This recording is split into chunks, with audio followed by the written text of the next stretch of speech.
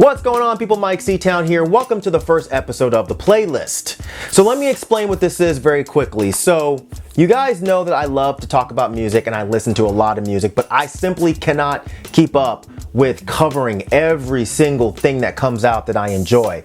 You know, I can't do it like my man Fantano does. So I came up with this idea where I'll do a video like this here and there where I talk about 5 or so albums that have come out recently that I definitely think are worth you guys checking out. Because honestly, if I waited until I got in the mood to overanalyze and take notes and break down and do a whole video on every single one of these albums, they wouldn't come out for months, honestly. So I think this is the best option that I had because I want you guys to enjoy some of the stuff that I'm enjoying. So this will be nothing super detailed, just to kind of put your attention on some albums that I think are worth your time. And you guys can throw some back at me in the comment section down there and let me know some albums that you've enjoyed that have currently dropped. We can keep this conversation type of thing going. But yeah, enough with the intro, let's get into the music. But the first album I want to talk about is BackxWash. God has nothing to do with this, leave him out of it. So BackxWash is a rapper from Montreal, and this is her second album, and I was actually put onto her music way back in 2018 because she was actually a Dead in Hip Hop patron and was sending me her music to check out as one of the Patreon levels. I thought her music was really cool then, and I felt like she had a lot of potential, but I think she's gotten to the point of realizing exactly what she wants to do with her music. This album is a really short listen. It's 10 tracks, it's under 30 minutes, but it's packed full of really intense noise rap for fans of Dialect, Moody Black, Death Grips, JPEG Mafia. From the moment the first song, which is the title track, starts on the album, it starts off with that "Oh no, please God help me" sample from the first Sabbath album. Yeah, that song is incredibly dope. Black Magic, I fuck with Black Magic, yeah! That song is super dope. One of those jams that's surely gonna get you hype. Black Sheep is probably my favorite song on the whole project. I feel like her flow is wild on this one. The last song, Redemption, which seems to be about dealing with BackxWash's struggles with her trans identity and seemingly being comfortable with it and coming out a stronger person for it. I think it's a fantastic song. And the line, "You think I broke your heart, I think it's for survival." I felt like that was extremely powerful. I feel like after this, she's gonna be a superstar, so check this album out. The next album I'm gonna talk about is Acid Rain by the band New Duo. And full disclosure, this is my boy Scott's group, but I'm admittedly a genuine fan of the stuff he does. Scott now plays in the band Phosphorescent, but some of you may remember me mentioning his project Virgin Forest's album VF3 being one of my favorite albums to come out in 2015. He also has a project called New Duo, which is him and another friend, Matt Walker, and their 2016 self-titled album was one of my favorite albums of that year. And this one is equally great, maybe even better. The music isn't too far from what Virgin Forest was doing towards the end. It's kind of dreamy synth pop with a lot of smooth but weird kind of electro leanings. It has these slick jazz elements on top of these old school kind of pop sensibilities, and it's incredibly catchy. You know, a song like Believe is just infectious with the steady drum beat that forces you to bob your head, the almost jarring synth work with Scott's really smooth baritone.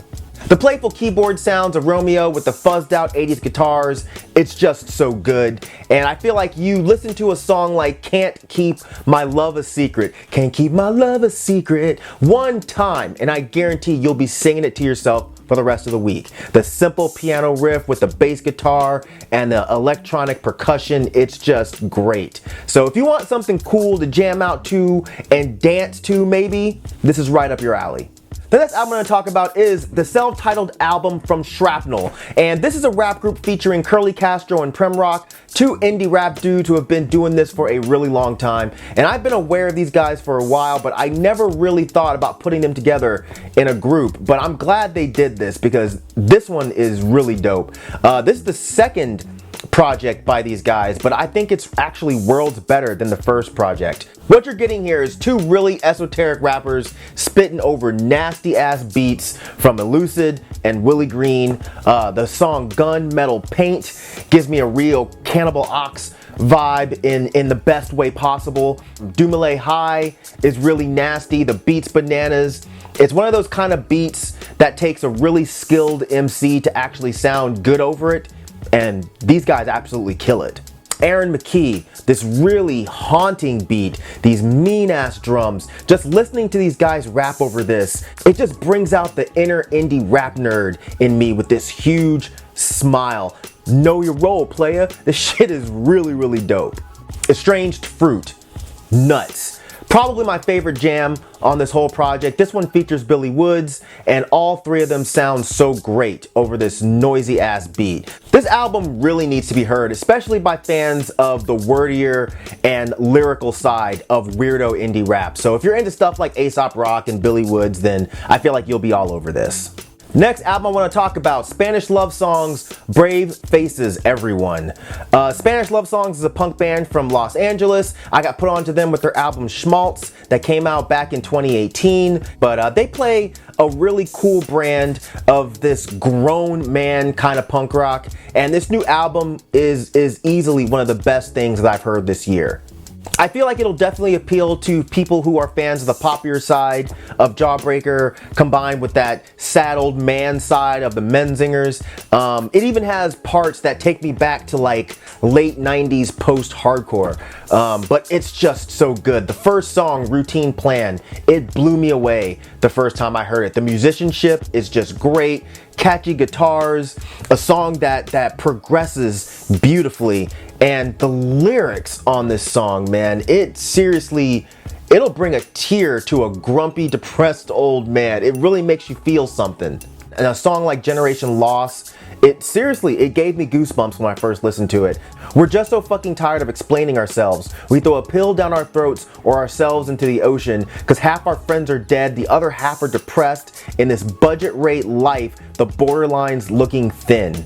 It's seriously so weird how emotional I get when I listen to this, man. This guy seems to be speaking for every older dude coming to terms with life. You know, the good and the bad of it, but really just kind of focusing on the realest parts of it. If every city's the same, doom and gloom under a different name, maybe we should find our home in one.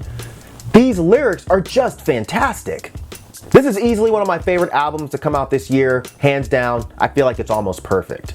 And the last album I'm going to talk about here is Esh and the Isolations with Idiot Fingers. This is an album that fans of indie rap definitely need to hear. A large reason is because it's fairly hard to categorize. I feel like people who are fans of artists like Astronautilus, Chesky, Sims from Doomtree, I feel like you guys will all fuck with this. I talked before about Esh, and I talked about how I met him at a show in Atlanta and how nice of a dude he is, but it's really dope when nice people are actually great musicians. He definitely took leaps and bounds beyond what he was doing before. This one is kind of upbeat from a production standpoint, a lot of like electro elements, some really, really detailed production, and the raps are super solid.